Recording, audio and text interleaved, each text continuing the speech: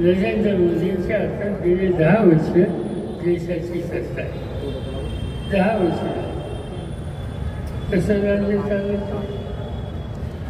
सगळ्या महाराष्ट्राचा हल्ली त्यांचं फार प्रेम आहे. महाराष्ट्रात अनेक ठिकाणी ते येऊन गेले गेल्या 15 दिवसांपर्यंत आणि असं उद्या परवा परत येणार.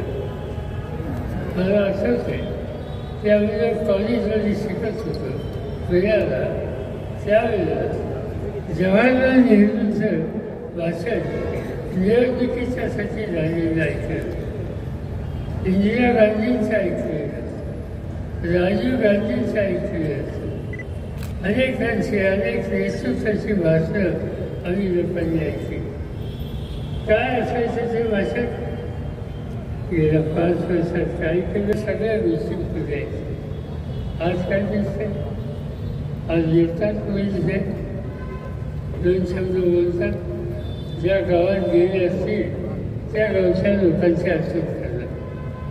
सातारला गेले तर सुरुवात करायची, त्याचे काय आज सातारचं, सातारच्या लोकांना कौतुक असायचं. प्रधानमंत्री आपल्या गावाचा उल्लेख करतो आणि मराठी भाषेत करतो, तेवढं लिहून आणलेलं असतं. यांनी सुरुवात करतात, पण देशाच्या समोरचे प्रश्न किती वाचतात. आज किती अडचणी आहेत. काळ्या पैशावर आम्ही म्हणजे काँग्रेस निवडणुका लढतात. देशाचा पंतप्रधान सांगतोय काळा पैसा टेम्पो भरभरून राहुल गांधीला देत आहे. खरं म्हणजे ईडीनं प्रधानमंत्र्यांचं हे स्टेटमेंट मनी लॉन्ड्रिंग कायद्याच्या सेक्शन 45A, मला माहिती आहे, मी त्या सेक्शनचा सगळ्यात मोठा लाभार्थी आहे. एखाद्या माणसाच्या स्टेटमेंटवर मी याला पैसे दिले की मला यांनी पैसे दिलेले माहिती आहेत काळ्या पैशाचे, त्याच्यावर मनी लॉन्ड्रिंग खाली गुन्हा दाखल होतो आणि तो तुरुंगात जातो. जर देशाचा प्रधानमंत्री सांगतो टेम्पो भरभरून हे 2 उद्योगपती राहुल गांधींना पैसे देत आहेत, मग ते टेम्पो अडवण्याची हिंमत तुमच्यात नाही. तुम्ही काळा पैसा काळ धन जप्त करण्याच्या गोष्टी करताय आणि ईडी आणि सीबीआय त्यांनी प्रधानमंत्र्यांचं निवेदन हे स्टेटमेंट ग्राह्य मानून त्या 2 उद्योगपतींवर कारवाई केली का? कसले तुम्ही राज्यकर्ते खोटं बोलतात.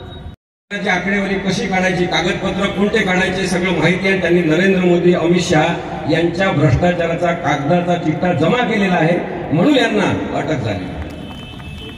कोर्टाचे झालं ते सुद्धा आपण बघितलं पाहिजे की अरविंद केजरीवाल यांनी जेव्हा प्रश्न विचारला की मुझे क्यों अटक की है, मुझे क्यों अरेस्ट की है, तेव्हा advocate solicitor general, assistant solicitor general म्हणाले राजू की कारण आपल्या विरुद्ध जबाब देण्यात आलेला आहे की तुम्ही भ्रष्टाचार केला म्हणून तुम्हाला अटक झालेली आहे. अरविंद केजरीवाल यांनी लगेच कोर्टासमोर म्हटलं की जर माझ्यावर 100 कोटीचा आरोप केला म्हणून अटक झालेली आहे तर माझा आता आरोप आहे अमित शहा आणि नरेंद्र मोदीवर की त्यांनी 100 कोटीचा भ्रष्टाचार केलेला आहे, तुम्ही त्यांना अटक कराल का? कायद्याचं वास्तव लक्षात घ्या की केवळ कोणीतरी आरोप केला आणि आपलं नाव घेतलं म्हणून त्याच्यासाठी अटक होत नसते. पण यांनी ही अटक घडवून आणली. मुख्यमंत्री पदावर बसलेल्या माणसाला पहिल्यांदा भारतामध्ये अटक झाली. लोकशाही विरोधी वागतात, संविधान विरोधी वागतात, याची अनेक अशी उदाहरणं आपल्याला देता येतात. तर ही निवडणूक हुकुमशाही विरुद्ध लोकशाही अशी आहे आणि आपण लोकशाहीच्या बाजूने उभं राहायचं असं ठरवणं आज आवश्यक. एका विस्कटलेल्या लोकशाहीचा चेहरा नरेंद्र मोदींनी आणि अमित शहांनी जो आपल्या समोर 10 वर्षात मांडलेला आहे तो अत्यंत भयानक आहे. संविधानाची संपूर्ण मोडतोड करणं, यंत्रणांचा गैरवापर करणं, याबद्दल मी काही वारंवार बोलत नाही, सगळेजण वक्ते बोललेले आहेत. ही निवडणूक आपल्या नागरिकांच्या स्पंदनांचा आवाज असली पाहिजे आणि म्हणून आपल्याला नरेंद्र मोदी, अमित शहा आणि भाजप यांना पाडायचंच असं आज ठरवावं. अरविंद केजरीवाल यांना अटक झाली, त्यापूर्वी काही 2-3 नेत्यांना अटक झाली. संजय राऊत इथे होते, त्यांना सुद्धा अटक झाली.